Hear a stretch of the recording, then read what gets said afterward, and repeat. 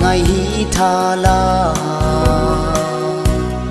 thương kha ngất chợt mà thấy á khờ chim khôn khá rư xa sớt phung đờ nơ ly xăm phơn khờ vài hột na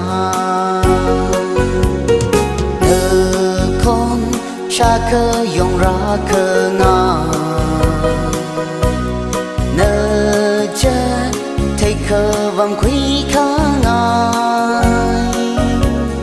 mừng sông lơ cơ chẳng sông ly lơ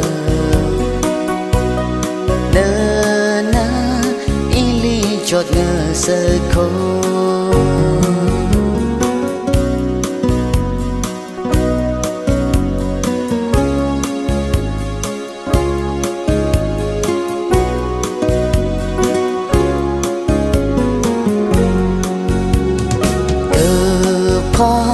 quân yêu chung mấy rào ơn cơ thêm cơ sang quân lỡ chú mây tình ly cha chưa cơ hỏi quân nơ y ba khá vai à ngờ dùng nơ nơ con xa khờ dòng ra khờ ngà nơ chết thấy khờ vàng quý khá ngài mừng sông lơ cơ chẳng sông ly lơ nơ na in ly chót ngơ sơ khô